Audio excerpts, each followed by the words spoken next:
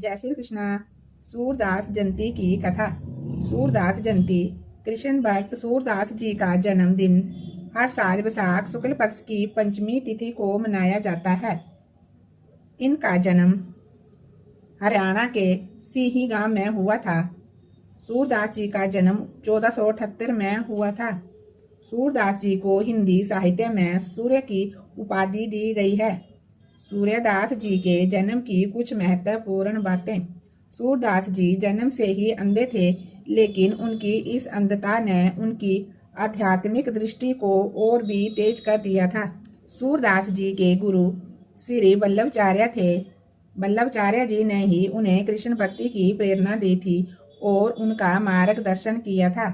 सूरदास जी भगवान कृष्ण जी के परम भक्त थे। उन्होंने अपनी सभी रचनाएं कृष्ण और राधा के प्रेम पर केंद्रित की है। सूरदास जी ने कई महत्वपूर्ण रचनाएं लिखी, जिसमें सूर सारावली, सूर सागर और साहित्य लहरी प्रमुख हैं। सूरदास जी के जन्म स्थान और जन्म से अंधे होने के संबंध में अलग अलग विचार हैं। कुछ लोग मानते हैं कि वे जन्म से ही अंधे थे और कुछ लोग कहते हैं कि वे अंधे नहीं थे। सूरदास जयंती का महत्व।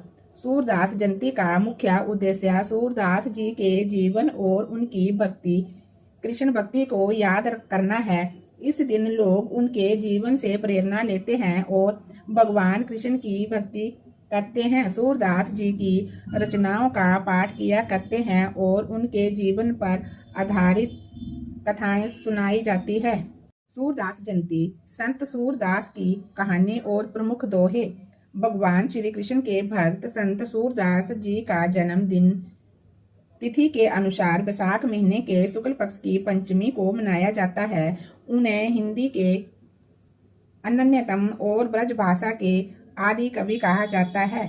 संपूर्ण भारत में मध्य युग में कई भक्त कवि और गायक हुए, लेकिन सूरदास का नाम उन सभी कवि गायकों में सर्वाधिक प्रसिद्ध और महान कवि के तौर पर लिया जाता है, जिन्होंने श्री कृष्ण की भक्ति में अपना सारा जीवन समर्पित कर दिया था।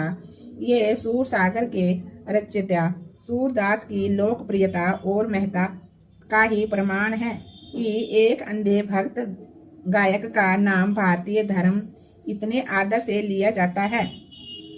कवि सूरदास का जन्म दिल्ली के पास सीही नाम के गांव में बहुत निर्धन ब्राह्मण परिवार में हुआ था। उनके 3 बड़े भाई थे। सूरदास जन्म से ही अंधे थे, किंतु भगवान ने उन्हें सगुण बताने की एक अद्भुत शक्ति से परिपूर्ण करके धरती पर भेजा था। मात्र 6 वर्ष की अवस्था में ही उन्होंने अपने माता पिता को अपने सगुण बताने की विद्या से चकित कर दिया था, लेकिन उनके कुछ ही समय बाद वे घर छोड़कर अपने घर से 4 कोस दूर एक गांव में जाकर के तालाब के किनारे रहने लगे।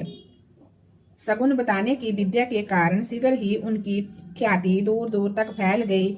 इस उपलब्धि के साथ ही वे गायन विद्या में भी शुरू से ही प्रवीण थे, अतः उन्हें शीघ्र ही अच्छी प्रसिद्धि मिली। लेकिन फिर 18 साल की उम्र में उन्हें संसार से विरक्ति हो गई और सूरदास वह स्थान छोड़कर यमुना के किनारे आगरा और मथुरा के बीच गऊ घाट पर आकर के रहने लगे। गऊ घाट पर उनकी भेंट वल्लभाचार्य से हुई। सूरदास गऊ घाट पर अपने कई सेवकों के साथ रहते थे और वे सभी उन्हें स्वामी कहकर के संबोधित करते थे। वल्लभाचार्य ने भी प्रभावित होकर के उनसे भेंट की और उन्हें पुष्टि मार्ग में दीक्षित किया। वल्लभाचार्य ने उन्हें गोकुल में श्रीनाथ जी के मंदिर पर कीर्तनकार के रूप में नियुक्त किया और वे आजन्म ही वहीं पर रहे। वहां वे कृष्ण भक्ति में मग्न रहे। उस दौरान उन्होंने वल्लभाचार्य द्वारा श्रीमद् भागवत में वर्णित कृष्ण की लीला का ज्ञान प्राप्त किया तथा अपने कई पदों में उनका वर्णन भी किया। उन्होंने भागवत के 12 स्कंदों पर पद रचना की। सहस्त्रबदी पद रचे जो सागर कहलाए। सूरदास की पद रचना और गान विद्या की ख्याति सुनकर के अकबर भी उनसे प्रभावित हुए बिना नहीं रह सके, अतः उन्होंने मथुरा आकर के सूरदास से भेंट की।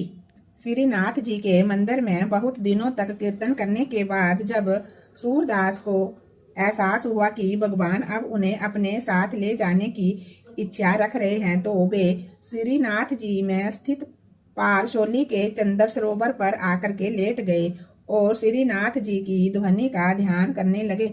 इसके बाद सूरदास ने अपना शरीर त्याग दिया।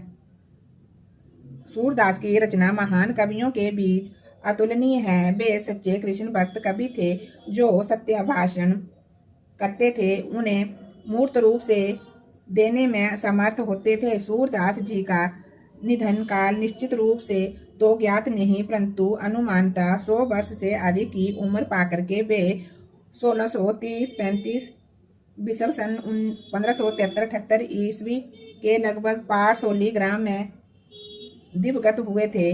कवि सूरदास का नाम हिंदी साहित्य में प्रमुखता से लिया जाता है। उन्होंने कृष्ण लीलाओं को अपने काव्य का विषय बनाया।